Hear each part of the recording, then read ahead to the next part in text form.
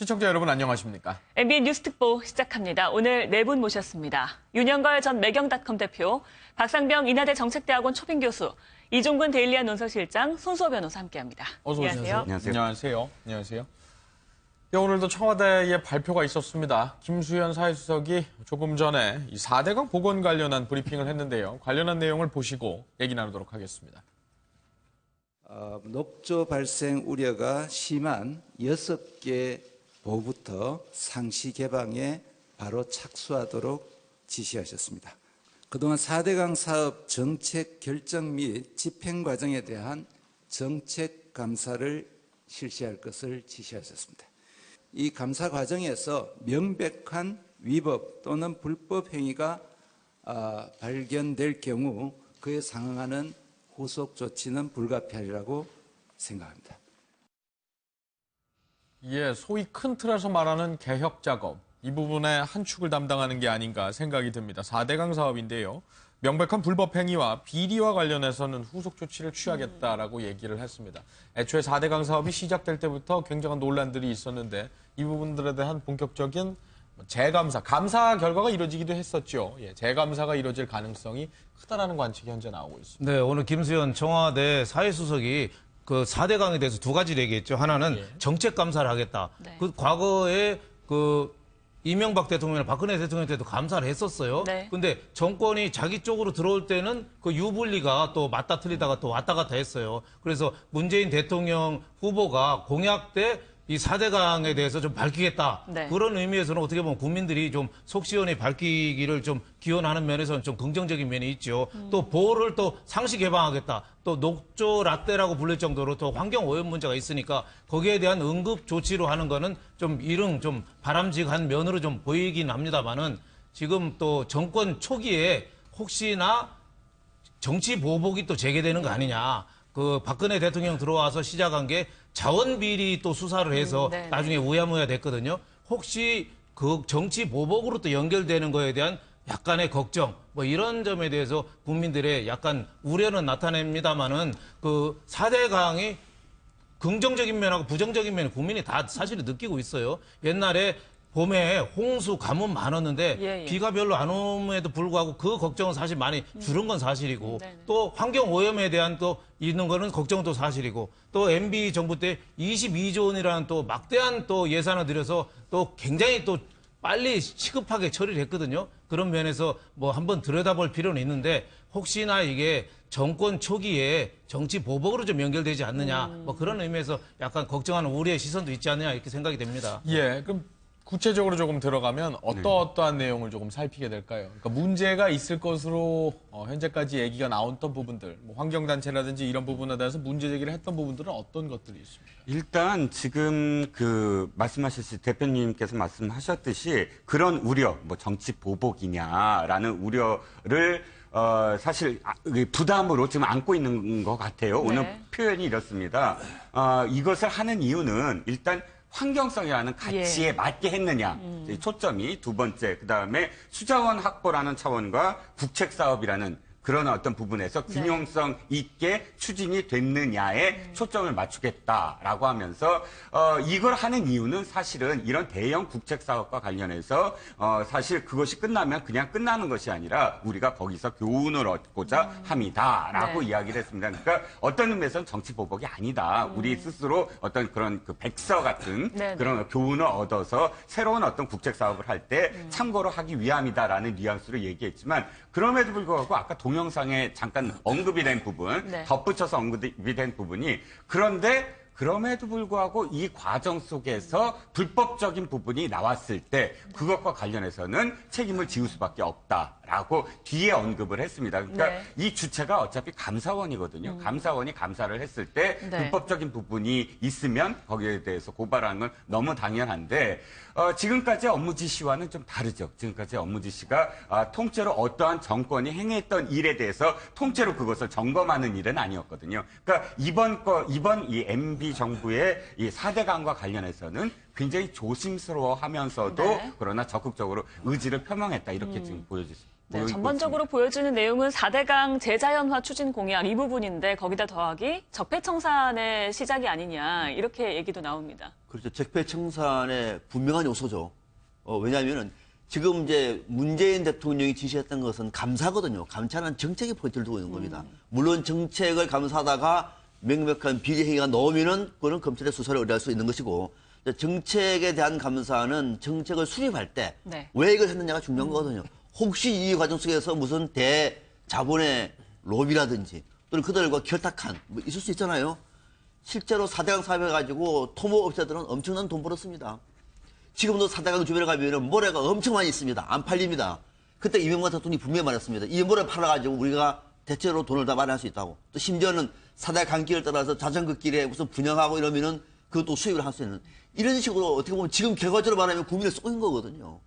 어떤 문제가 있는 거죠? 또 하나. 두 번째는 추진 과정 속에서도 방금 말씀드린 것처럼 이러한 내용들이 사실상 잘못 전달됐다든지 또는 거짓말을 했다든지 또는 그 이후에 이런저런 문장이 있었음에도 불구하고 대체적으로 이 대기업 같은 경우에는 이렇다 할 처벌을 안 받았어요. 나머지는 대부분 국민 세금으로 다 들어갔습니다. 이렇게도 무능하고 이렇게 정책을 끝나난 다음에도 아무 일 없다고 얘기하면 이거는 국가가 아닌 거죠. 그 문제를 어쩌면 재조사했다는 얘기인데 아마 이거는 상당 부분 앞으로 논란이 될 수가 있습니다. 왜? 적폐청산 중에서도 대표적인 적폐의 요소들이 이 안에 많이 들어있는 거거든요. 이거는 정치 보복이 아니고요. 말 그대로 적폐청산입니다. 그거는 문재인 대통령이 공약한 겁니다. 이거 청산하지 않고서는 우리는 더 밀어나갈 수 없는 겁니다.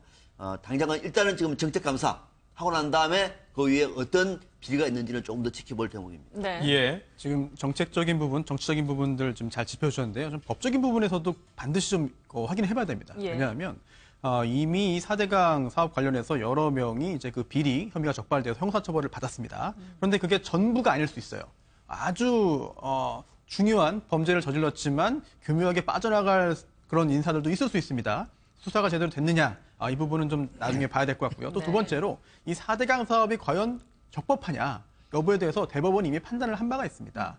이제 그 정말로 뭐 한강, 영산강, 낙동강, 금강 다 시민단체에서 이게 문제가 있다, 적법하지 네. 않다라고 해서 행정소송을 제기했는데요. 대법원에서는 전부 다 이게 다 패소했습니다. 즉 법적으로는 이 4대강 사업이 문제가 없다고 지금 결정이 난 상태거든요. 예. 그런데도 오늘 이렇게 문제 제기를 하고 그동안 대선 과정에서도 공약으로 했던 것은 이게 법적으로 불법이냐 합법이냐 여부와 그 이전에 그와 관계없이 정책 결정 과정에서 방향이 옳았냐 또는 네. 정책 결정 과정에서 절차를 다 이행했느냐.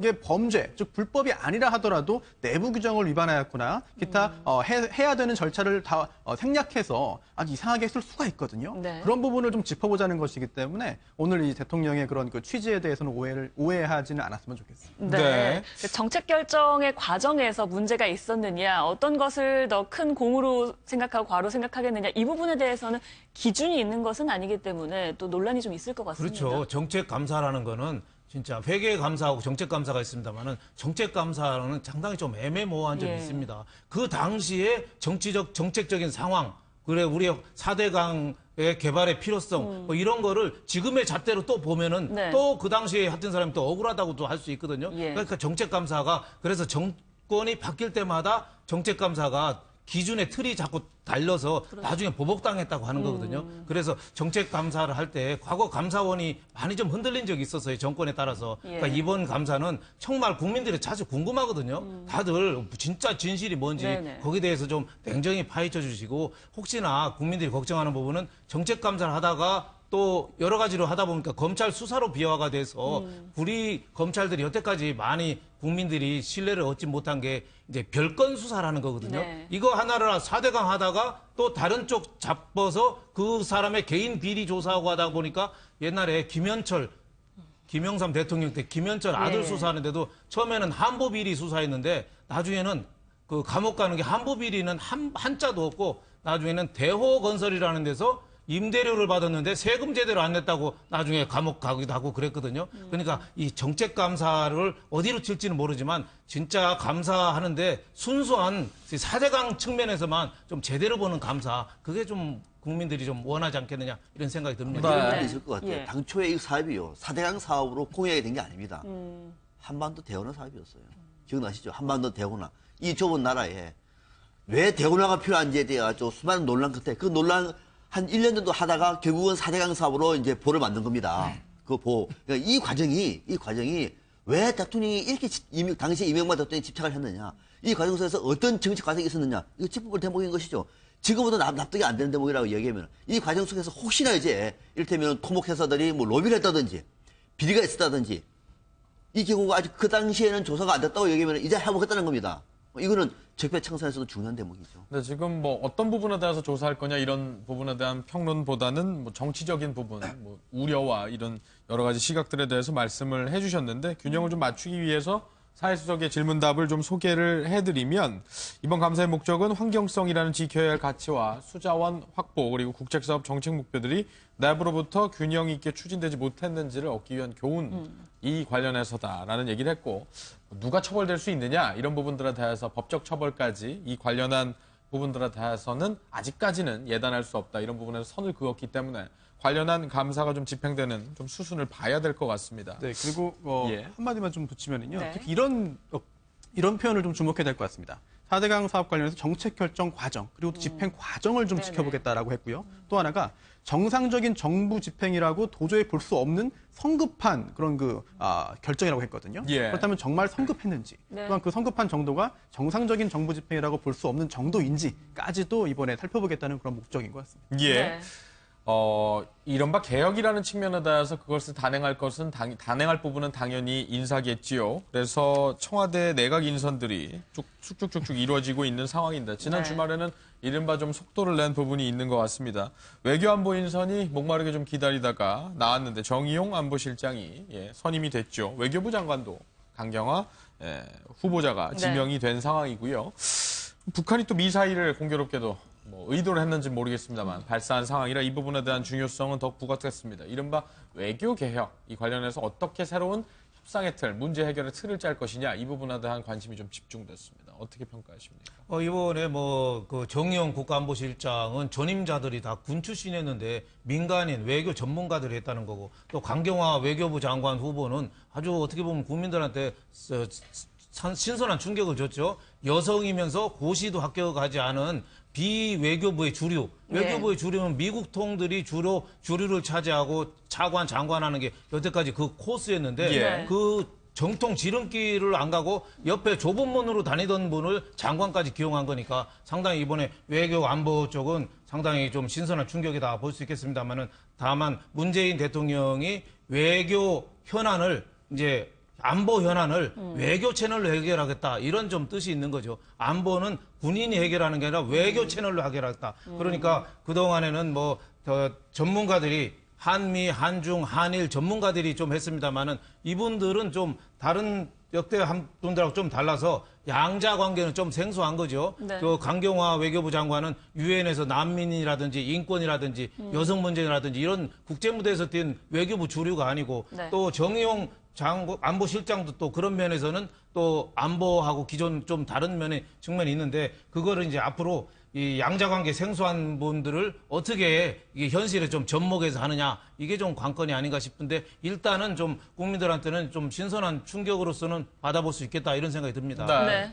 일단 이번 인사에서 사실 이제 강경화 외교부 장관이 굉장히 외교부 장관 내정자가 후보자, 예. 초점을 많이 받고는 있는데 저는 또 하나 부분이 굉장히 중요한 부분이라고 봅니다. 안보실장을 지금 정의용 외교 쪽 이 전문가를 지금 선임했다는 거 네. 말씀해 주셨지만 그 전 정부에서 박근혜 정부에서는 김관진 국방장관 등 국방 담당자들 두 분이 이제 이 안보실장을 역임했지 않습니까? 네. 그러니까 지금 문재인 대통령이 워낙에 후보 시절부터 역설해 왔던 부분 안보는 국방만이 아니라 외교적인 부분이 중요하다. 지금까지 안보를 국방으로만 생각했던 것에 대한 패러다임을 바꾸겠다. 그 말씀에 대해서 사실 이의를 다는 건 아니나 그럼에도 불구하고 안보만 외교만 이런 부분은 아니라는 것이죠. 예. 그러니까 지금 안보실장이라는 것이 어디서 시작이 됐냐면 노무현 정부에서 사실 안전보장이사회 그러니까 안전보장위원회 그러니까 NSC를 부활하지 않았습니까?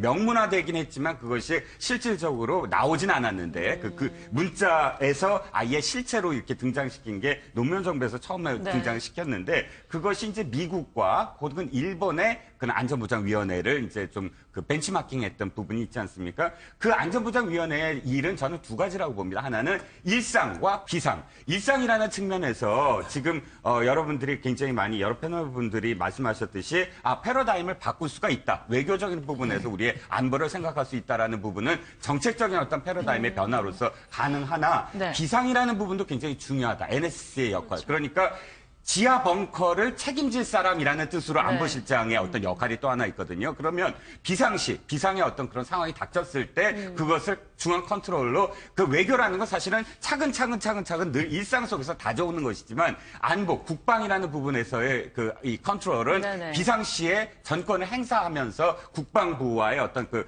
이 긴밀한 어떤 그런 소통을 해야 되는 어떤 직위이기 때문에 어느 한 부분만 뭐 이 안보를 책임질 수 있다. 외교가 이게 아니라 그 두 부분이 사실 동시에 존재한다. 그래서 안보실장은 저는 이제 우려가 안보실장은 물론 외교로 했겠지만 네네. 그러면 그 다음에 보좌관이라든지 또는 제2차장은 국방으로 해서 그 균형을 잡혀야 되는 게 아니냐 하는 그런 어떤 제언을 해봅니다. 네. 일각에서는 핵 미사일 위협을 좀 후순위로 보는 게 아니냐 이런 지적도 실제로 나오고 있는데요. 문재인 대통령이 어제 인선과 관련해서 뭐 자세한 내용까지 직접 이야기를 했습니다. 먼저 들어보시겠습니다. 외교부 장관으로 강경화 현 유엔 사무총장 정책특별보좌관을 지명합니다.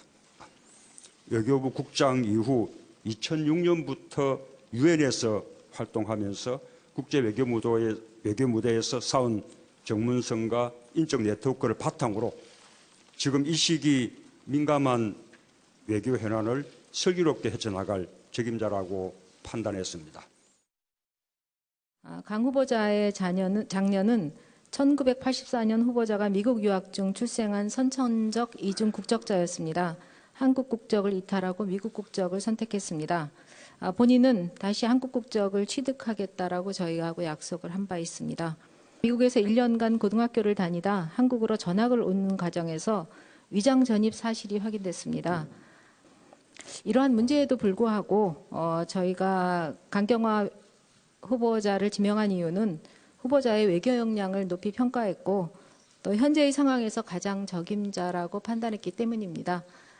5대 비리 관련자는 고위공직에서 배제하겠다고 밝혔는데 벌써부터 인사 원칙이 무너지는 것은 아닌지 우려스럽습니다. 위장 전입 사실만으로도 고위공직 배제 대상입니다. 이른바 뭐 샘프 흠결 관련해서 조금 이따 얘기를 하고요. 외교의 틀, 또 안보의 틀, 그동안에 지배해왔던 이것을 뭐 보수적 안보 프레임이라고 외교 안보 프레임이라고 볼 수도 있겠습니다만 그 논의된 틀이 바뀐다는 것, 그 문법이 바뀐다라는 점은 한번 주목해 볼 필요가 있을 것 같아요. 그렇죠. 상당히 저는 그 대목은 전향적이라고 봅니다. 그동안에 우리가 외교부가 가져왔던 이른바 외교부의 지도자들의 행태, 쉽게 말하면은 지나치게 미국 중심적이고 또 한미동맹을 우선 그 위에 둬서 모든 걸 해버리는. 그러니까 우리가 외교의 균형, 다원화 측면에서는 이거는 우리한테는 사실은 좀 지양해야 할 대목이었던 것이죠. 이런 방식에서 비외무고시 출신의 여성으로서 또 그래서 더 중요한 것은 다자 외교를 했던 사람이에요. 예. 그러니까 이거는 새로운 실험이죠. 이거는 문재인 정부에서 충분히 해볼 만한 대목입니다. 저는 상당히 그 점에서는 놀라울 정도로 괜찮은 것이다. 그런데 걱정되는 거는 강경화 후보자의 이 장녀의 위장전입 문제가 간단치 않을 것 같아요. 곰코미티도 관련 자를 계속 찾고 있는데 보니까 예. 미국에서 태어났습니다. 그건 있을 수 있는 거죠. 그죠? 네네. 뭐 선천적으로 미국 국적이 되는 겁니다. 예. 그런데 고등학교까지 해서 마쳤습니다. 2학년까지를. 한국에 유학을 와요.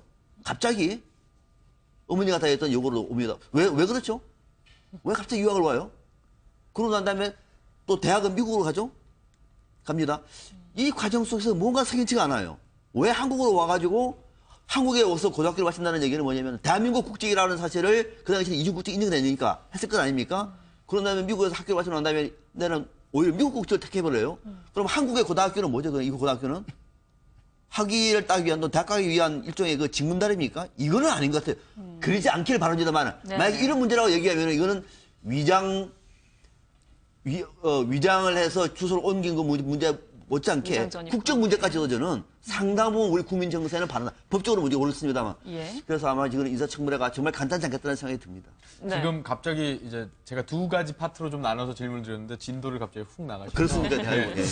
손수호 국제에 변호사는 워낙해서 위장 네네. 전입 관련한 그런 뭐 그 부분에 대해서 법리적으로 어떤 부분들이 있죠? 네, 일단은 이게 지금 위장 전입이라고 표현을 했습니다만 구체적으로 뭔지는 아직 모르겠어요. 예. 그런데 이렇게 위장 전입을 했다라고 한다면 이제 이게 주민등록법 위반이거든요. 그런데 이게 법적으로 볼 때 누가 이 행위를 했느냐. 지금 이 후보자가 했는지 여부를 따져봐야 되는데 설령 그렇다 하더라도 이게 또 언제 했는지에 따라 가지고 또 이제 공소시효 문제도 있을 수 있습니다. 그렇군요. 그런데 제가 지금 드린 말씀은 법적으로 이제 따지는 건데 예. 사실은 이거보다도 좀 도덕적인 부분에서 또 따지는 것이 오히려 더 합당할 수도 있어 보입니다. 그리고 또 하나가 지금 이게 대통령이 이게 공약을 했잖아요. 그래서 뭐 5가지의 어떤 네, 결격사유가 5대 있는 비리 경우에는 관련자는 배제한다. 인선하지 않겠다라고 예. 했는데 그거를 뒤집을 정도로 했기 때문에 과연 이게 배경이 무엇인지 저도 궁금하고 네. 또 일각에서는 또 이런 이야기도 나오고 있습니다. 외교부에서 일했던 그런 또 외무 공무원들 사이에 그 중에서 정말 자녀 국적 관련해 가지고 아무런 그런 결격 사유가 없는 그런 그 고위 공무원이 없는 거 아니냐 또는 부족한 거 아니냐 아주 적은 거 아니냐라고 하는 그런 네티즌들 사이에서의 어떤 좀 야조 섞인 그런 이야기도 나오거든요. 굉장히 우려 섞인. 실제로 그런 건지도 굉장히 궁금하고 예. 어찌되었든 좀 전에 박 교수님 말씀하신 대로 인사청문회에서 굉장히 좀 시끌시끌하고 여러 가지 그런 논란이 생길 그런 야당에서의 어떤 공격거리를 제공한 것만은 사실인 것 같습니다. 네. 특히 이게 지금 외교장관이잖아요. 외교는 뭐죠? 대한민국의 중요한 기밀 문서를 다 알 수 있는 사람입니다. 그 자리에 딸이 미국 사람이에요. 미국 국적이에요. 뭐 국적은 회복하겠다고. 예, 아니, 한국적 그건 앞으로 하는 취득하겠다고. 거는 그건 중요한 게 아니에요. 예, 그거는 지금까지 문제는 알겠습니다. 그러니까 예. 이 문제가 또 한국에서 고등학교로 이 편입을 한 그 과정이라든지 목표 또 여기서 미국으로 갔고 뭐 이런 과정들이 법적으로는 두 번째 문제를 하더라도 이런 것들을 과연 국민적인 합의를 이끌어낼 수 있으면 정말 다행인데 그렇지 않을 경우에는 이거는 간단치 않을 것이다라고 말씀을 드리는 거죠. 예. 네. 다른 인사도 좀 짚어보겠습니다. 경제 라인도 이제 인사가 이루어졌는데요. 김동연 경제부총리 내정자가 있는데 이제 아주대 총장이죠. 흑수저 신화다. 그리고 또 뭐 이런 인사에 대해서 히딩크식 인사 아니냐 이런 평가가 좀 있는 것 같습니다. 이번에도 예. 상당히 좀 눈길을 끌었죠. 두 가지 점에서 문제를 끌었던 것 같아요. 어릴 때부터 판잣집에서 아버지 사업 실패하고 네. 일찍 돌아가시고 11살부터 뭐 판잣집에서 청계천 판잣집에서 살 정도로 흑수저 또 학교도 제대로 덕수상고 머리 좋지만 집안 어려운 사람들이 나온 데서 또 우리나라 경제기획위나 재무부가 학력 차별이 얼마나 큽니까? 거기서 굳건하게 커서 이렇게 장관급까지 왔다는 게 또 하나의 굉장히 예. 또 스토리죠. 그리고 네. 또 하나는 또 문재인 대통령하고 그동안에 같이 일을 별로 안 해봤던 그렇죠. 참여정부, MB정부, 박근혜 정부까지 쭉 같이 일했던 사람을 기용했다는 점에서 예. 상당한 좀 신선한 충격이라고 봐야죠. 제가 보기에는 그 뜻은 장하성 교수나 김상조 교수를 청와대 그 정책 수석하고 예. 공정거래위원장 임명한 개혁의 방향성은 재벌 개혁의 방향성은 그분들에게 맡기되 경제 현실은 예. 이거는 살림하던 사람한테 좀 맡겨야겠다. 김동연 그 국무조정실장 그 차관까지 다 하신 분이니까 네네. 이분들은 지금 어떻게 보면은 복지를 나가려면은 우리나라 재정을 많이 쓸 수밖에 없어요. 또 네네. 증세를 또 해야 되는데 이 나라 살림은 좀 믿을 만한 사람한테 좀 맡겨야겠다. 그래서 그 문재인 대통령이 경제 쪽은 두 트랙으로 한 것 같아요. 한쪽은 재벌 개혁에 대한 흐름은 놓치지 않겠다면서 지금 우리 살림도 중요한 거 아니냐. 그래서 지금 우리 살림, 국고 재정이나 이런 거를 좀 안정적으로 끌고 가는 쪽을 두지 않겠느냐 해서 제가 보기엔 김동연 그 부총리에 대한 인사는 뭐 크게 험잡을 게 없는 그런 인사다 이렇게 볼 수 있겠습니다. 네. 예, 히딩크식 인사라는 얘기가 이제 뭐 그러니까 나와 다른, 경쟁자에 있던 진영에 있는 사람들도 데려온다 뭐 이런 취지로 이해를 하는데 실력으로만 예, 봅니다. 김광두 부의장 같은 경우에는 뭐 캠프에 참여하긴 했습니다만 박근혜 전 대통령의 경제교사라는 별칭이 있었는데. 예, 김강두 그 미래정책연구원장 말씀드리기 전에 그 전에 김동연 예. 그 부총리 이어서, 내정자와 관련해서 네. 한 말씀만 드리면 사실 이제 보수적인 어떤 시각을 가진 쪽에서 바라봤을 때 김상조 공정거래위원장 내정에 한번 가슴이 철렁 내려앉고 두 번째 이제 장하성 그 정책실장의 네. 두 번째 가슴이 내려앉았는데 예. 그나마 위안이 되는 것이 김동연 경제부총리 내정이다라고 표현할 수가 있겠습니다. 왜냐하면 김동연 경제부총리 같은 경우 어떤 에피소드가 있냐면 기재부 2차관 시절에 예. 바로 2012년도였습니다. 그때가 이제 그 선거 시기였는데 이명박 정부 말기에 기재부 2차관을 네. 할 때 그때 당시가 또 지금도 마찬가지지만 복지 공약들이 각 후보별로 정당별로 쏟아져 나올 때였거든요. 네. 그런데 원래 공무원은 선거와 관련해서 어떤 멘트도 해서는 안 되는데 네. 선거에 영향을 미칠 수 있다. 그래서 그 법에 걸리지 않습니까? 네. 근데 이 김동연 기재부 2차관이 그때 당시에 이렇게 얘기합니다. 지금 어떠한 후보도 사실은 그 공약을 그 복지 공약을 실현할 수 있는 우리나라 재정이 안 된다. 그러니까 현실 불가능하다. 이런 발언을 해요. 사실상 그때 사표까지 낼 생각 하면서까지 그 얘기를 했는데도 불구하고 후에 박근혜 대통령이 당선되면서 국무조정실장 장관급으로 이제 그 지명을 합니다. 즉 무슨 말씀을 드리냐면 그만큼 예산실장을 거쳐서 현실 이 실물 경제에 대한 또는 어떤 거시 미시 경제에 대한 이 안정적인 어떤 시각 정책을 펼 수 있는 사람이다. 네네. 복지 정책에 대해서 사실 그렇게 비판을 할 수 있을 정도의 사실은 그런 시각을 갖고 있다는 점에서 일단은 보수적인 어떤 시각으로 봤을 때도 네. 안정감 이 사람으로 통해서 좀 네. 안정감 있는 어떤 그런 인사가 아니냐. 라고 이제 평가를 받을 수가 있고 네. 김강두 미래정책연구원장 같은 경우는 사실상 경제교사 뭐 이런 박근혜 대통령의 경제교사라는 말을 제발 쓰지 말아라 하고 2013년도부터 2015년. 이야기를 하죠. 예. 그러니까 그 이전에는 늘 김강두 원장에 대한 어떤 앞에 호칭이 길었습니다. 굉장히 그렇죠. 길었죠. 경제교사 겸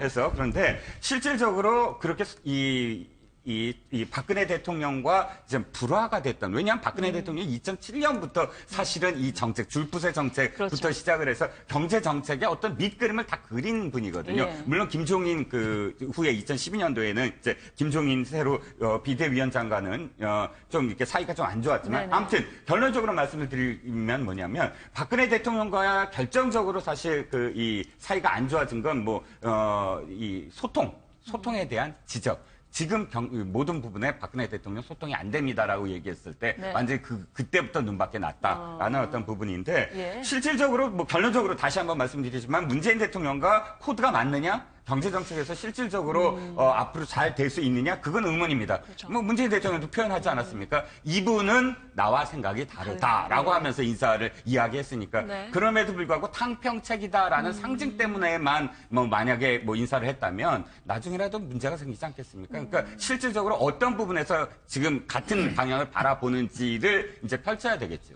네. 제가 보기에는 히딩크랑 비교하는 건 조금 맞지 않는 것 같아요. 그런가요? 히딩크는 외국 사람이 우리 월드컵 감독으로 와서 그렇죠. 인맥, 항맥 구별 없이 예. 옛날에는 특정 감독 후배들만 선수 기용하고 있는데 그거 없이 실력으로만 승부해서 했는데 김동연 부총리는 거기서 잔뼈가 굵어서 예. 여기까지 온 사람이니까 히딩크라고는 보긴 없고 이현재 전 총리나 남도구 총리처럼 경제를 잘 아는 사람이 한다 그러면서 안정적인 개혁을 추진할 수 있겠습니다만 만약 히딩크랑 비교한다면은 외교부 장관에 내정된 강경화 예. 내정 후보자라든지 또 공정거래위원장 김상조 네네. 위원장이나 이런 분은 외부에서 와서 이제 처음 시작하니까 인맥하고 뭐고 구별 없이 신세진 사람도 없이 확실하게 할 수 있는 면에서 이런 분들이 오히려 그렇죠. 히딩크랑 좀 더 가깝지 않느냐. 만약에 개혁이 성공한다면 예. 그런 생각이 듭니다. 네. 그러니까 정책실장 임명과 경제수석 임명은 뭔가 확실히 바꾸겠다라는 이미지를 말씀하신 대로 준 것 같지만 경제부총리의 임명은 그러니까 내부적인 소위 인사기 때문에 이 부분에 대해서는 좀 보완의 개념으로 이해를 하면 되는 건지 아니면 어떤 다른 또 방향이 있는 건지 예측해 본다면요. 지금 우리가 이 김동연 경제부총리 후보자를 평가할 때 이분이 역량이 있다 없다 이거는 당연히 역량이 있겠죠. 우리 경제부처에 뛰어난 분들 엄청 많은 것이고 또 국무조정실장까지 지낼 정도라고 얘기하면 현실 감각도 탁월하겠죠. 근데 왜 그 많은 사람들 왜 하필 김동연일까요? 문재인 대통령의 인사 스타일을 보면은 과거에 썼던 인사들이라고 하도 과거에 함께 일을 했던 사람들을 중용 많이 해요. 김광영 후보자 같은 경우도 참여정부 때 2030 계획을 만들었던 장본인이에요. 당시에 문재인 청와대 실장도 그 영향을 알고 있었던 것이고 이미 신뢰관계가 형성됐던 인물입니다. 그러니까 발탁하는 거예요. 그러니까 지금 현실 실무 경제는 당시의 참여정부의 입장도 이해할 수 있고 지금 경제 개혁과 관련되어 있는 기조에도 말을 맞출 수 있을 정도의 인물이 누굴까? 지금 상황 중에서 보니까 김동연 후보자가 된 거예요. 그래서 예. 쓴 거거든요. 저는 이런 측면에서는 경제 정책의 큰 방향과 현실 정책에 대해서 나름대로 좀 균형을 맞춘 그런 인사라고 판단을 하고 있고요. 지금 김광두 국민경제자문회 부의장 같은 경우는 저는 이거는 좀 고민할 문제가 있는 것이 김광두 교수 같은 경우에는 지금의 문재인 정부의 경제정책 기조와는 전혀 다른 상황이에요. 줄푸세하고는 전혀 관계가 없는 정책이 지금 문재인 정부 아닙니까? 예, 예. 그래서 국민경제자문회의의 부의장으로 모신 것은 여기에서도 나름대로의 경륜을 인정을 해서 어떻게 보면 전체적으로 국민경제에 좀 안정감을 높이려고 하는 포석이지 않겠느냐. 실질적으로 경제정책의 큰 방향은 전혀 다릅니다. 줄푸세하고 문재인 정부하고 차이가 지금 거의 180도 바꾼 거예요. 그러니까 여기서는 어떤 안정적인 자문 정도 역할이지 앞으로 김광두 부의장을 뭐 중용해서 문재인 정부에서 쓸 수는 없지 않겠느냐라고 하는 생각이 들어요. 워낙 길이 다릅니다. 네. 네. 그렇군요. 이 부분도 살펴볼게요. 지금 문재인 대통령이 이렇게 여러 가지 외교 안보라는 인사도 쫙 했고요. 하루를 휴가를 낸다고 하죠. 양산에 내려갔다고 하는데 휴가에 대한 설명도 덧붙이기도 했습니다. 이 부분 영상 있으면 먼저 보고 이야기 나눠보겠습니다. 문재인 대통령은 오늘 양산 사저로 내려가셨습니다. 지금 이 시간 양산 사저에 머무르며 전국 구상을 하고 계십니다. 대통령은 내일 하루 휴가를 내셨고 23일 김해 봉하마을에서 열리는 노무현 전 대통령 8주기 추도식에 참석하고 돌아올 예정입니다. 일단은 대통령이요. 우리나라 대통령의 경우에는 역대 제가 놓친 부분도 있을 수 있다라는 전제하에 휴가를 여름에 보통 가잖아요. 예. 그리고 그 부분에 대해서는 사후 좀 비공개가 된다든지 이런 부분들이 있죠. 아니면 일정 정도만 알려준다든지 요쯤 가겠다 이런 식의. 근데 이번에 대통령 같은 경우에는 하루 이른바 직장인처럼 좀 월차를 쓰겠다. 이런 느낌으로 받아들여진단 말이죠. 그렇죠. 하루 휴가를 예. 가게 된다라는 개념이. 연 21일 가운데 하루를 정식으로 사용하겠다 이렇게. 그렇죠. 예. 연 21일간의 하루를 쓴다는 네. 거는 저는 상당히 그건 신선하게 받아들여졌어요. 예. 너무 그냥 앞만 보고 막 뛰기만 하잖아요. 너무 열심히 뛰다 보면 어디로 뛰는지를 잘 사실 모르거든요. 얼마 안 되지 않았습니까? 그렇죠. 근데 예. 선거 운동 기간에 지쳤고 지금 한지도 우리 9일날 10일날 취임해서 불과 이제 열흘 남짓 지났습니다만은 우리나라 열흘 남짓이 아마 미국 대통령 한 1년보다 더 긴 것 같아요. 그동안 예. 많이 했으니까 좀 쉴 때는 쉬고 정책 구상을 다듬고 이런 게 굉장히 네. 바람직하지 않는. 저 같은 경우도 여러 가지 중요한 생각들은 걸으면서 양재천 걸으면서 많이 생각이 나더라고요. 책상에서는 하나도 네. 생각이 안 나요. 그런 의미에서 대통령이 좀 전국 구상을 하는 거는 굉장히 좋고 과거에 박근혜 전 대통령은 휴가를 잘 안 가셨잖아요. 그냥 청와대에만 계시고 노무현 대통령이나 DJ 대통령, MB 같은 경우도 그렇게 또 멀리는 안 갔는데 미국 대통령은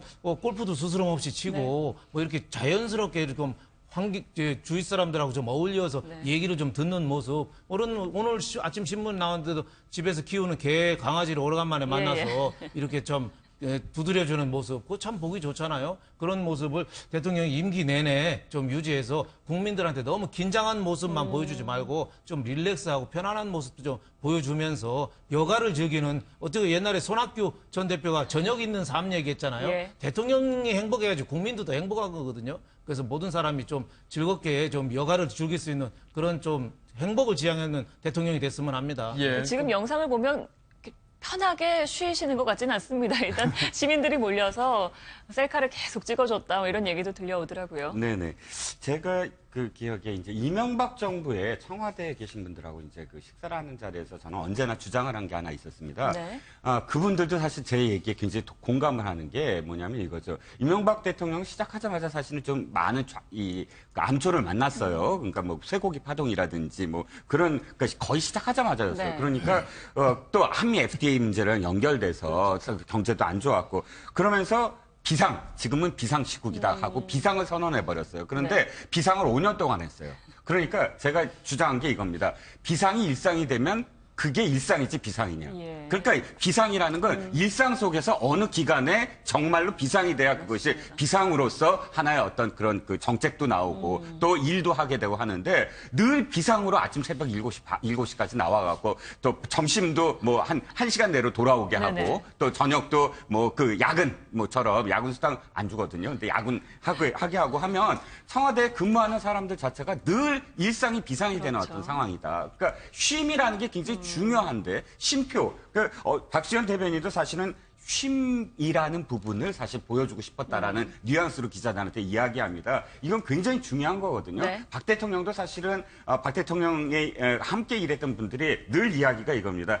이런 부분을 좀 고쳐야 되지 않겠어요? 하면 그래도 그분의 애국심만은 최고잖아요. 근데 애국심이라는 게 늘 긴장하고 늘 비상처럼 MB 정부와 거의 비슷한 어떤 느낌이었어요. 아니 지금 쉴 틈이 어디 있느냐. 네네. 그러니까 청와대 직원들한테도 늘 그렇게 얘기했다는 거죠. 쉬겠다고 하면 지금 쉴 생각이 나세요? 이렇게 바로 쏘아붙였다는 그런 뭐 전언이 있는데 예. 어쨌든 간에 굉장히 이것도 문재인 대통령의 어떤 메시지다. 아까 쉴 때 쉬자. 네. 직장인들도 쉬게 하자.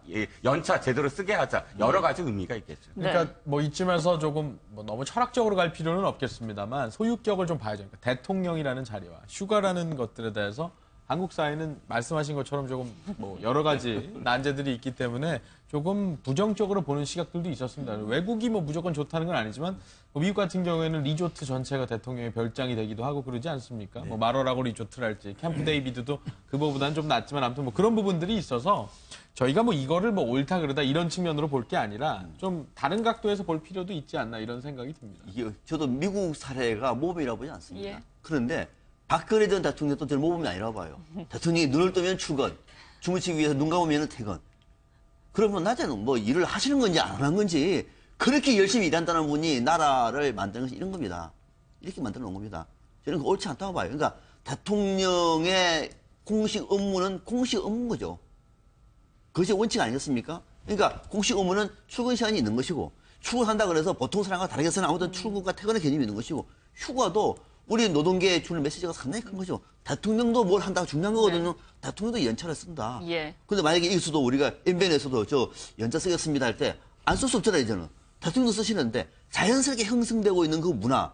저는 오히려 그게 건강한 노동의 문화라고 생각하고 또 더 중요한 것은 뭐냐면은 대통령이 이렇게 일을 한다는 것은 국민들이 볼 때는 투명하잖아요. 그죠? 대통령이 휴가를 간 것인지 연차 휴가를 낸 것인지 그냥 업무차 간 것인지 출장을 간 것인지 이거 혼란스러운 것보다는 오히려 국민들이 볼 때 명쾌하게 대통령이 당일날 연차 휴가를 낸 것이다. 명쾌한 것이 오히려 국정 운영에서 신뢰도를 더 높인다고 생각이 네. 듭니다. 바람직하다 이거 보면. 네. 네. 네, 이 대통령의 5월 휴가가 낯설죠. 네. 이 낯설면 안 될 것 같습니다. 왜냐하면 대통령도 공무원이죠.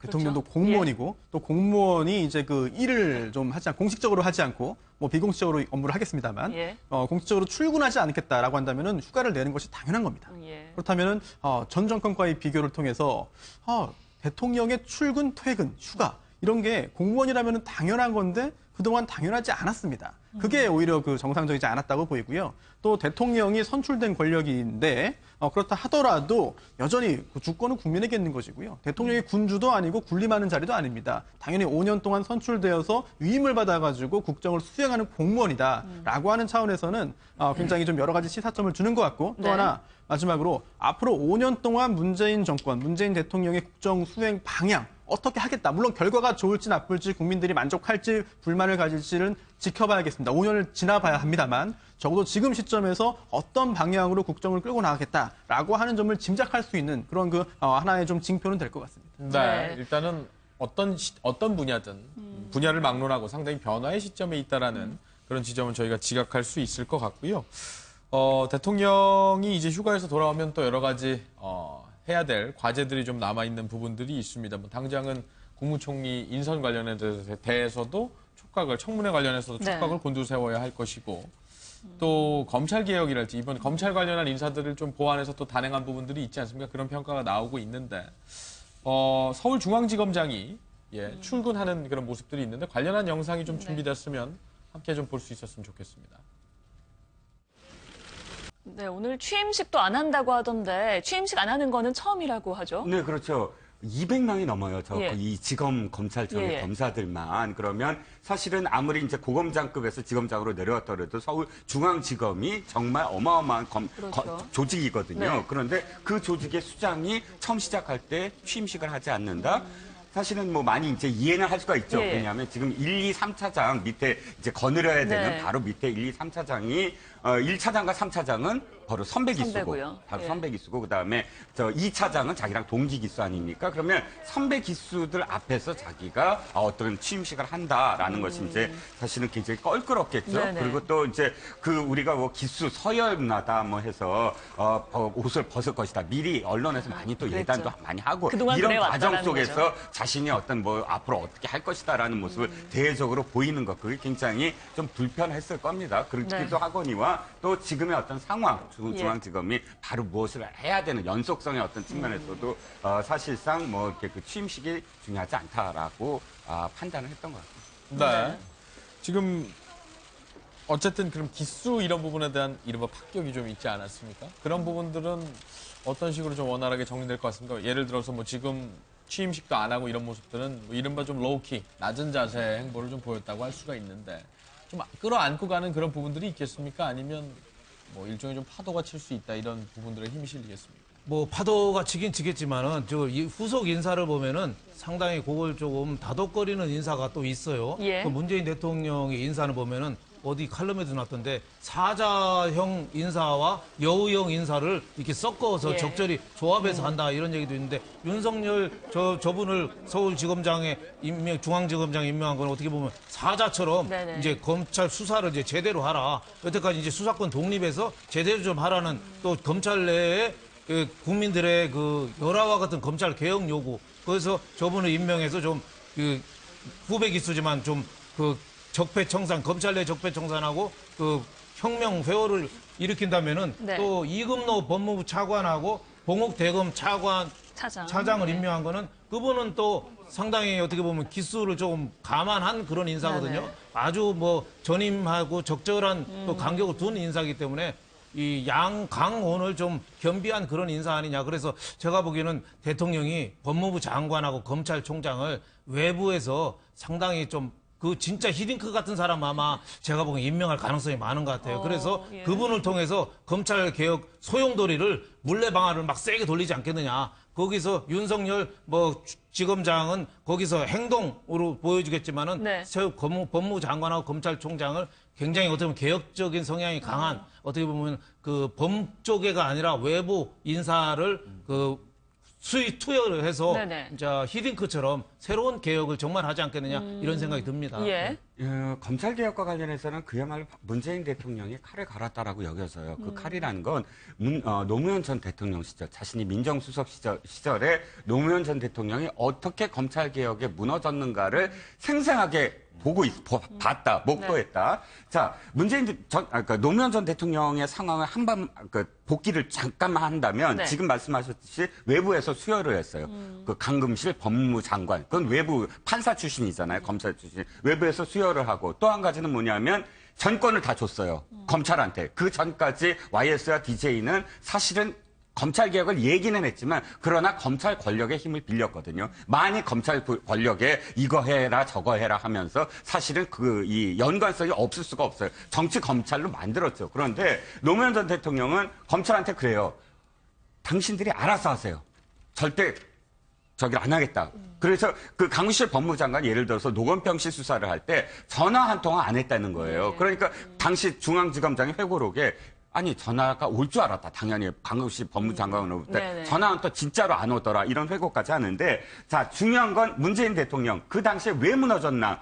검찰에 그냥 독립을 부여하면 안 된다라는 거 그때 알았다는 거죠. 그러니까 지금 상황에서 가장 중요한 건 이거예요. 저는 제도 개혁, 인사 개혁 아무리 그래봤자 검찰 내부에서 그걸 받아들이고 검찰 내부에서 그것을 이 동력이 없으면 불가능하다. 예. 그러니까 지금 완급에 대한 문제. 그러니까 칠 땐 치더라도 한 번 또 완급. 지금 이근노라든지 어떤 예. 법무부 차관 이 부분은 좀 완급을 조절하면서 내부의 목소리가 커지기를 사실은 기다리는 게 아니냐. 네. 그러니까 어떤 의미에서는 저는 외부에서 수혈한다? 그거는 아닐 것 같다는 또 생각을 해봐요. 강훈식 법무장관에 대한 어떤 부분이 또 있었고, 강경화 외교부 장관 내정자가 또 외부 수혈이에요. 네네. 어떤 의미에서. 제2의 강금실이 될 거냐? 이런 어떤 표현도 지금 벌써 나오기 시작하거든요. 그러면 벌써 두세 군데에서 전열을 그렇게 내부와 싸우게 만든다? 그것도 쉽지 않을 것 같고요. 그래서, 네.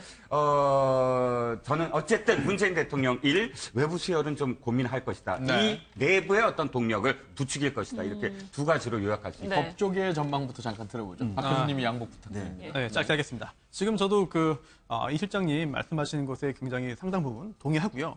특히나 그 부분에 좀 연결선상에서 말씀드리자면은, 검찰 내부에서의 검찰 내부의 어떤 그 자성이나 변화를 기다린 것 같습니다. 그런데 이번에 돈봉투 만찬 사건이 터지고 나서 자체적으로 감찰에 착수하지 않았습니다. 물론 수뇌부가 공백 상태이기 때문에 감찰 개시 못한 거 아니냐라고 네네. 하는 시각도 있습니다만 어찌되었든 내부에서 그런 문제가 돈봉투 만찬이라는 그 굉장히 큰 사건이 터졌는데도 네. 구체적으로 내부에서 어떤 자성 노력이 없었거든요. 그러자 며칠간의 시간을 둔 후에 청와대에서 전격적으로 감찰을 이제 본격적으로 지시했거든요. 네, 이런 걸 볼 때 안에서부터 어떤 개혁이나 어떤 바뀌는 것이 여의치 않다라는 판단을 이미 그 대통령은 한 것 같고요. 예. 또 지금 실장님 말씀하신 대로 노무현 전 대통령 당시에도 결국은 최종적으로는 검찰 개혁에 실패했다는 평가를 받을 수밖에 없는데 그 당시에 했던 그런 방향과는 좀 반대로 좀 내부적으로 기회를 주고 자성의 시간을 줄 수도 있겠습니다만 그렇게 네. 많이 주진 않을 것 같고요. 그리고 어찌 보면은 이미 그 시간은 끝난 것 같습니다. 그렇다면 지금부터는 문재인 대통령과 그 측근들이 생각했던 그런 방향으로 지금 그려가지고 굉장히 강하게 드라이브를 걸 수 있을 것 같은데 문제는 또 검찰의 내부 반발 아니겠습니까? 예. 그리고 또 이제 검찰의 특히나 이제 검사들의 어떤 행위가 이거 반발 아니냐라고 지금 언론에도 보도가 나오고 그런 해석도 있습니다만 아직까지 본격적인 그런 적극적인 그런 반발이라든지 항명은 없는 것 같아요. 중요한 것은 이제 법무부 장관, 검찰총장에 대한 인선이 이제 있을 텐데 네. 이게 거의 하이라이트라고 생각됩니다. 여기에 대해서 지금의 그 검찰 조직이 어떻게 반응하느냐에 네네. 대해서 정권 초기 가장 중요한 국민들이 선정한 가장 중요한 과제인 네. 검찰 개혁의 향방이 초기에 좀 달라질 수 있을 것 같거든요. 그 부분에 있어서는 언론도 예. 언론이 어느 쪽으로 또 지지를 해주느냐에 따라 가지고 상당 부분 또 영향이 좀 클 것 같습니다. 네. 어느 쪽으로 지지를 해야 됩니까? 예. 지금 문재인 정부에서 검찰 개혁이 사실상 지금 1호 개혁 과제입니다. 여기서 이것이 어떤 성과를 만들어내지 못하면요, 2호, 3호 어렵습니다. 지금 문재인 정부가 지금은 좋습니다만 항상 이렇게 좋을 수가 없어요. 조만간 반격을 당할 겁니다. 자, 그러면은 지금 검찰 개혁을 진두지휘할 수 있는 핵심 인물이 누구죠? 법무장관입니다. 법무장관이에요. 이거는 청와대 조국 수석이 할 수 있는 게 아니에요. 조국 수석 말 그대로 코디네이터입니다. 예. 대통령의 말씀을 받아서 전달하는 것이고 적극적으로 할 수 있는 것은 법무장관입니다. 지금 법무장관 고민하고 있는 겁니다. 바로 어제 법무차관이 인선이 됐습니다. 이금노 인천지검장입니다. 예. 상당히 계획적인 인물이에요. 이분도 진경준 검사 때 당시에 담당 검사입니다. 그러니까 이렇게 포석을 드는 이유는 뭐냐면은 20회입니다. 사부연수원 20회. 그러니까 18, 19, 20, 21 요점이 지금의 다 우병우 수석과 관계가 우병우가 19기잖아요. 이렇게 연관되어 있는 겁니다. 이 틀을 깨기 위해서 파격적으로 법무장관을 인선하지 않으면 안 되는 거예요. 그러니까 제가 볼 때는 법무장관만큼은 분명히 외부에서 상당히 새로운 사람이 올 수밖에 없는 것이다. 예. 여기서 만약에 내부로 승진될 경우에는 이거는 하나 말아야 돼요. 근데 아닐 것 같고 또 하나 중요한 메시지는 앞서 그 얘기 나왔습니다만은 윤석열 서울중앙지검장의 메시지는 뭐냐면은 네. 23기입니다. 나이가 많아요. 8번인가 9번 시험 끝에 붙었습니다. 나이가 사법연수원 23기예요. 네. 6년이나 어린 우병우보다도 사법연수원이 네 교수나 아래예요. 그렇죠. 이건 뭐냐면은 검찰 내에서 그동안에 그 주변에 있어서 서로 껴안기시게 또는 팔이 안으로 굽는 시계 이런 기획 가지고는 실패한 사실을 노무현 정부 때 알았던 거예요. 이거는 안 되는구나. 그럼 어떻게 됩니까? 그런 과정에 윤석열이라고 하는 좀 나이는 들었음에도 기술은 낮고 개의지가 강한 사람이 딱 적임자가 된 겁니다. 바로 발탈한 거예요. 그 대신에 또 부담스러우니까 급은 한 단계 내린 겁니다.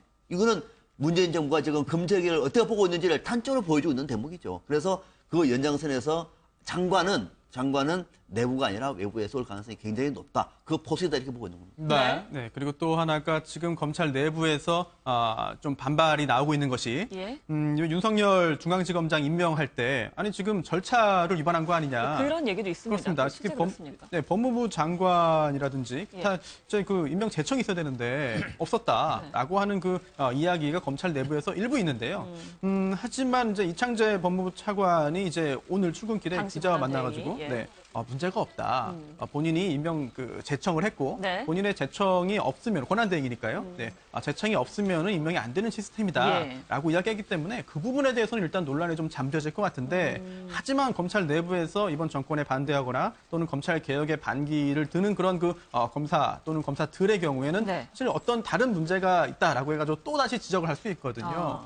이제 그 다음 지적을 뭘로 할지 그 부분도 네. 좀 궁금합니다. 네, 문제 네. 제기할 문재인 가능성이 대통령이 검찰 개혁에 대해서는 상당히 전문가거든요. 몇 년 전에 대통령 되기 전에 검찰을 생각한다 책을 쓰신 적도 있어요. 그 검찰 법조인 출신이고 굉장히 해박하기 때문에 제가 보기에는 그 검경 수사권 조정하고 예. 그 고위공직자 비리수사처 네. 이거를 하기 위해서 아마 제일 적임자를 기용하지 않느냐. 문재인 대통령의 그 인사 코드를 뭐 그 탕평이니 이념초월이니 관영타파라고 하는데 네. 저는 두 가지로 봅니다. 저는 하나는 실사구시고 예. 또 하나는 스토리입니다. 네네. 실사구시 제가 보기에는 재벌 개혁한다면서 장하성 교수나 김상조 교수 같은 사람은 재벌하고 굉장히 가까운 사람이에요. 그러지만은 재벌 개혁을 주장, 경제 민주화가 아니라 경영 민주화. 왜 지분이 5%밖에 안 되는 총수가 회사를 들었다 놨다 해? 이거 잘못됐다고 하는 경영 민주화를 주장하던 네네. 사람이에요. 재벌들을 굉장히 잘 알아요. 우리나라 유명한 SK 최태원 회장, 그 현대자동차의 정의성 부회장,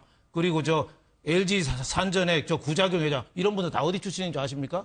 고대 경영학과에서 장하성 교수한테 배운 분들이에요. 그러니까 굉장히 재벌을 많이 알지만 재벌을 그런 사람을 개혁을 시키라고 또 보낸 거예요. 그래서 제가 보기에는 법조를 잘 아는 외부인을 불러가지고 제가 실사구시 그거를 하기 위해서 아마 가장 유능한 그런 실무적인 사람을 네. 기용하지 않느냐 저는 이렇게 생각됩니다. 네. 예, 맞습니다.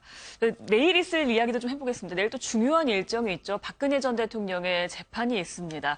재판에 직접 출석을 했기 때문에 과연 어떤 모습으로 나올까 이 부분에도 초점이 맞춰지는 것 같은데요. 어떤 절차인지 과정을 좀 설명을 해주시죠. 네, 처음으로 이제 그 재판을 받게 됩니다. 그동안 공판 준비 기일이 있었습니다만 반드시 출석해야 되는 것은 아니기 때문에 직접 나오진 않았고요. 네, 변호인만 나왔습니다. 네. 내일은 이제 공판 기일이기 때문에 출석을 해야 되는데요. 출석할 것으로 보입니다. 그런데 아직 재판을 받는 중이거든요. 예. 그렇기 때문에 구속되어 있습니다만 유죄 판결을 받지 않았습니다. 따라서 수의를 입고 재판을 받아야만 한다고 한다면 이제 그 잘못된 선입견을 줄 수가 있기 때문에 네. 선택에 따라 가지고는 이제 그 사복을 입을 수가 있습니다. 그래서 그렇게 할 것으로 예상이 되고요. 네. 또 하나가 뭐 재판의 핵심적인 내용은 아닙니다만 또 머리를 어떻게 할 것인가 이것도 좀 많은 분들이 궁금해하시는데 예. 머리 모양은 뭐 본인의 자유입니다만 네. 하지만 그동안 이제 구치소에 가기 전에 했었던 그런 모양을 그대로 하기 좀 어려울 것 같습니다. 현실적으로 혼자 하기도 좀 어려운 모양인 것 네네. 같고 또 머리핀 같은 경우에도 금속 재질의 핀이 반입이 안 되기 때문에 예. 그런 부분은 좀 어렵지 않겠느냐라는 네. 생각이 들고요.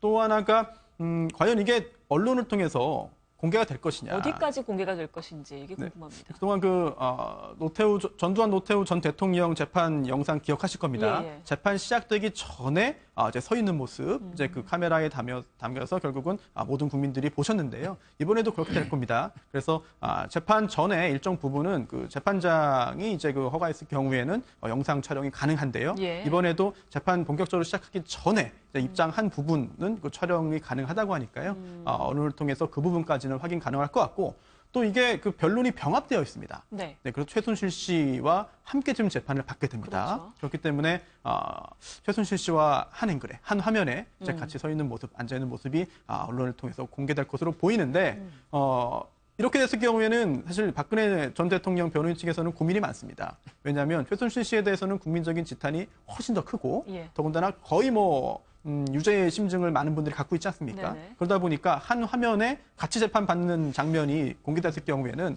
굉장히 잘못된 그런 선입견을 줄 수 있다라고 해서 재판을 따로 받아야 된다라고 하는 주장을 지난번 공판 준비기일에 네네. 했습니다만 법원에서는 그렇지 않다. 이거는 같이 재판받는 것이 타당하다. 변론 병합하는 것이 맞다라는 입장을 유지했기 때문에 내일은 재판을 같이 받게 됩니다. 네. 네. 박근혜 대통령은 지금까지도 계속 진술 내용을 보면 나는 속았다, 이용당했다 이런 진술을 계속한다고 하는데 내일 어떤 상황이 펼쳐질지 좀 전망을 해볼까요? 그렇죠. 지금 사실은 두 사람 다 그 무죄를 주장을 할 거예요. 두 사람 다 무죄를 주장하는데 중요한 건 그 안에서도 사실 스스로 살려면, 그러니까 각자 다 스스로 살려면 나는 무죄이지만 상대방은 유죄다 해야지만 스스로 되죠. 살아남습니다. 네. 이를테면 박근혜 대통령이 지금까지 그 일관되게 이야기하는 것은 내가 사익을 추구한 바 없다. 라는 것과 그 다음에 이 최순실 씨가 이렇게 되는 건 난 몰랐다. 네네. 이 최순실 씨가 스스로 예를 들어서 어떤 뭐 그 기업들과의 삼성그룹과의 어떤 관계라든지 기타 최순실 씨가 뭐 어떤 걸 지시했다든지 국정과 관련해서 이 부분은 내가 모르는 부분이다라는 것이거든요. 거죠. 그리고 뭐 감성적인 어떤 호소를 위해서 마음의 경계를 허물었을 뿐이다라고 이야기하는데 지금 그 모든 부분들이 사실은 우리가 목도를 하게 되거든요. 무슨 얘기냐면 내일 재판이 뭐가 중요하냐면 예. 우리는 박근혜 대통령과 최순실 씨의 관계를 텍스트상으로만 이해를 하고 있어요. 그러니까 이들의 이야기가 말로 전달되는 게 언론의 어떤 글귀, 뭐 이런 부분으로만 이 사람은 이런 관계였구나, 마음의 경계, 이런 관념적인 부분이거든요. 그런데 두 사람이 하나의 앵글에 담겼을 때 비로소 두 사람은 관계가 있구나. 어떠한 관계일까가 시작이 되는 것이거든요. 박 전 대통령이 거부를 하는 이유가 바로 그 점이에요. 말은 계속 할 수 있고 텍스트는 할 수 있지만 그러나 한 사진에 담겼을 때 비로소 사람들은 인지를 하기 시작하는 거죠. 두 사람은 관계가 있었구나.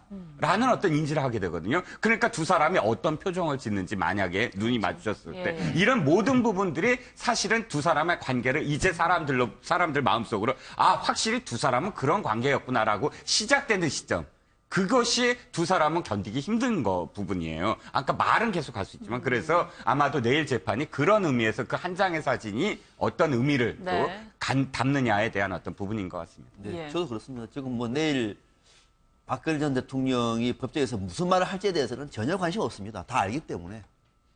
뭐 무슨 말 하겠어요. 또 단 하나 역사에 길이 남을 한 장의 사진, 그 모습이 오랫동안 국민들에게 남을 것이고 역사에 남을 겁니다. 그 한 장의 사진이 굉장히 궁금합니다. 처음부터 최순실 씨와 같이 서는 건가요? 그렇다면요, 법정에 저희가 그러면 공개되는 부분부터 그 사진과 영상을 같이 볼 수 있다는 말씀이시죠? 네, 지금 그렇게 될 것으로 예상이 되고요. 네네. 더군다나 제가 알기로는 신동빈 회장 같은 경우도 좀 같이 기소됐기 때문에 예. 여러 명의 그 피고인이 같이 재판을 받게 되는 것인데요. 촬영에 있어서 뭐 한 명 먼저 피고인 1이 먼저 입장한 다음에 촬영하고 뭐 그다음에 퇴정하고 다시 피고인 2가 입장하는 것이 그런 건 아니라 아니니까요. 같이 들어와서 있는 것이기 때문에 충분히 한 화면에 담기는 그런 영상물 그리고 사진이 다 촬영될 것으로 보입니다. 한 1분 정도는 그 방송할 수 있도록 예. 그렇게 아마 조치를 취할 것 같아요. 그렇군요. 통상 그렇게 해왔기 때문에. 예. 네, 그래서 본격적으로 이제 심사에 들어가면은 그때부터는 비공개로 들어가고 중계를 할수 있도록. 그렇게 하는 거죠. 네. 예. 네. 윤영걸 전 대표께서는 어떻게 보십니까? 저도 뭐 오늘 정도에 법원에서 결정을 어떻게 공개하느냐 결정하는데 네. 시작할 때 좀 뭐 나란히 앉은 모습을 공개하지 않느냐 뭐 이렇게 생각이 되는데 이 재판은 의외로 좀 상당히 좀 빨리 이렇게 강행군으로 좀 될 그 가능성도 있는 것 같아요. 왜냐하면 다른 분들 재판이 거의 다 끝났잖아요. 예, 예. 그 구속을 무제한으로 늘릴 수가 없잖아요. 어느 정도 기한 되면 그렇죠. 풀어줘야 되는데 박근혜 대통령 재판 중에 일부는 또 석방돼서 나오는 경우도 이렇게 생길 수가 있기 때문에 박근혜 전 대통령을 아마 주 3회 이상씩 해서 강행군으로 해서 하고 또 다른 재판에서 그 채택된 조서들이나 이런 것도 그 아마 박근혜 전 대통령 재판에 좀 채택될 그런 가능성도 좀 높지 않느냐. 새로 증거를 그 증인 부르고 채택하고 하면 시간이 너무 길어지거든요. 그래서 예. 다른 재판하고의 시차가 안 맞기 때문에 가급적이면 빨리 하지 않겠느냐 이렇게 생각이 됩니다. 네. 정치권 내용도 짧게 짚어보겠습니다. 자유한국당에서는 당권을 놓고 물밑 다툼이 이뤄지는 거 아니냐 이런 표현들이 많았는데요. 정우택 원내대표가 당권에 욕심이 없다 이런 인터뷰를 했습니다. 내용 들어보시죠. 저는 이번 차기 전당대회 지도부에 출마하지 않기로 결정했다는 개인적 보고의 말씀을 드립니다. 이러한 결정을 하기까지에는 저는 많은 고뇌의 시간을 거쳤습니다. 만일 제가 당대표에 출마하기 위해 임기 절반도 채우지 않고 원내 대표직을 사임한다면 그 자체가 우리 당의 또 다른 분열과 갈등을 초래할 것이라는 우려가 더 앞섰다는 말씀을 드립니다. 네, 오늘 아침 인터뷰에서 당권에 욕심이 없다 이렇게 얘기하면서 비대위 회의에서 이 이야기를 밝히겠다라고 했었는데요. 비대위의 영상을 지금 방금 보셨습니다. 그러면서 그런 얘기도 했습니다. 홍준표 전 후보의 추대로는 뭐 맞지 않는다 이런 얘기도 같이 했거든요. 네, 세 가지를 이야기한 예. 것 같아요. 첫 번째, 나는 나가지 않겠다. 두 번째, 홍준표 전 지사의 추대로는 사실상 불가하다, 예. 불가능하다. 세 번째, 친박 나오지 말라라고 한 이야기는 조금 과장됐다. 그러니까 친박이 그래도 책임이 있지 않느냐라는 네네. 뜻이었다. 그럼 정리를 좀 하면 사실은 이 직전까지 이 말씀을 하시기 직전까지는 네. 세 그룹으로 우리가 판단을 했어요. 예. 정태 원내대표가 나갈 것이냐 실제로 그런 어떤 의도가 좀 보였던 행보도 있었어요. 예. 그러니까 입당파들 만났을 때 네네. 사실 자신이 직접 나갈 욕심이 없다면 왜 굳이 입당파들과 회동을 하면서 친박에 대한 그런 어떤 그 이야기를 굳이 했겠느냐라는 예. 점에서 스스로 나갈 것이다. 그다음에 홍준표 전 지사는 뭐 누가 보더라도 나올 그 생각이 예. 충분히 있는 거니까 있어 그렇다 보이죠. 치고 친박 그룹은 집단 지도 체제를 이야기하는 건 그렇죠. 뭐냐면 예. 어쨌든 자신들이 포함된 어쨌든 지도부를 형성하겠다는 이 세 그룹이었는데 지금까지 정태 원내대표는 사실은 양쪽 다 견제를 좀 했어요. 네. 그러니까 친박 그룹도 완연하게 견제를 하면서 자신의 세를 한번 형성을 해봤던 걸로 비춰져요. 그런데 네. 그것이 여의치 않다. 그러면 철저하게 나는 관리자로 남겠다. 예. 그러나 나의 원내대표 임기는 보장해달라. 보장 받아야 되겠다. 네. 이 뜻으로 얘기된다면 어느 쪽도 정당하게 한번 경선에 나와봐라. 나는 관리하겠다. 이런 어떤 결론을 내린 것 같습니다. 오늘. 네. 박 교수께서는 어떻게 보셨습니까? 아마 친박과 홍준표 전 후보와의 대격돌이 불가피합니다. 이건 그런 싸움을 저는 있을 수밖에 없는 것이고 이 싸움이 그럼 또 당에 더 큰 부정을 할 것인가 그렇지 않습니다. 예. 그 뒤에는 누가 되더라도 또 타협이 됩니다. 그것이 자유한국당의 특징이에요. 왜? 내년 지방선거가 있거든요. 여기서는 서로가 서로를 필요로 합니다. 홍준표 후보가 만약에 당대표가 된다고 하면은 대구 경북의 정서를 감안해서 친박을 완전히 칠 수 있을까요? 그건 불가능합니다.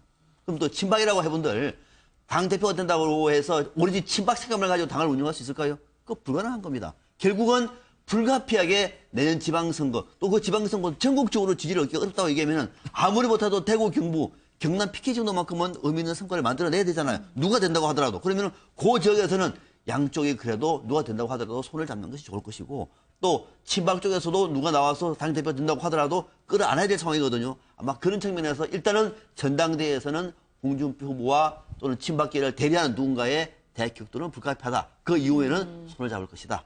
갈라지지 않는다 누가 된다고 하더라도. 예. 네, 이런 말씀을 드립니다. 그 말씀은 이제 뭐 지금의 어떤 소요는 불가피한 그런 상황이기 때문에 그렇지만 그게 또 치명적이지는 않다. 그렇죠. 예, 이런 분석이신 것 같은데. 네, 뭐 가급적이면은 서로 책임을 좀 지는 말을 해야 되는데 지금 아무도 책임지지 않으니까 이런 문제가 자꾸 싸움이 어떻게 보면 이전투고 지지부진하게 되는 거 아니야 싶은데 예. 지금 친박에서도 집단 지도 체제 얘기하잖아요. 집단 지도 체제가 그 자유한국당이 언제부터 된 겁니까? 작년 8월인가 됐었죠. 그때 왜 했습니까? 김무성 대표가 할 때 김무성 대표가 친박한테 둘러싸여서 하는 일이 하나도 없었어요. 예. 힘이 없었어요. 그때 오죽했으면 4.13 총선 앞두고 옥새 들고 옥새는 나중에는 뭐 총무에다 숨겨놓고 그냥 몸만 부산으로 영도다리로 뛰어갔습니다만 오죽 힘이 없었으면 그런 일이 나왔겠어요. 그래서 이제 그 지금처럼 이렇게 그 당 대표가 힘이 네네. 강한 체제로 이렇게 바꿔놨는데 이걸 다시 또 집단 체제로 한다는 거는 그 친박이 책임은 있으니까 당 대표로는 못 나가되 당 대표를 둘러싸고서 당 대표를 또 흔들겠다 이런 그 어떻게 보면 속이 보이니까 이런 면에서 볼 때는 이연령 비연령이고 경강부회고 어떻게 보면 보수의 대표로서 좀 책임지는 모습 여기에 대해서 국민들이 좀 안타까워하지 않느냐 이런 생각이 좀 듭니다. 네. 집단 지도 체제로 가자라고 한다면 이 부분은 어떻게 결정을 하려면 어떤 과정이 필요한 겁니까? 내부에서요? 일단 비대위에서 결정을 하거나 네네. 아니면 뭐 중앙위에서 결정을 하거나 최고 이 지도부의 어떤 추인이 필요한 것인데 제가 보기에는 현재 비대위에서 하기에는 말이 안 되죠. 왜냐하면 네네. 비대위 자체가 지금 해산돼야 되는 어떤 시점이거든요. 그렇기 때문에 뭐 중앙위를 거친다든지 중앙위를 하게 되면 절대적으로 친박한테 유리하죠. 지난번에 왜 이 중앙위를 무산시키지 않았습니까? 뭐 새의 형성이 가능하니까 그런 점에서는 사실상 지도체 체제를 변경하는 문제를 만약에 친박이 전적으로 나선다. 네. 여론 상관없어. 신경 안 써. 나 지금 아무리 욕을 먹어도 하긴 할 거야 라고 드라이브를 걸면 예. 사실 그건 못 막습니다. 예, 알겠습니다. 저희 오늘 말씀은 여기까지 듣겠습니다. 고맙습니다. 고맙습니다.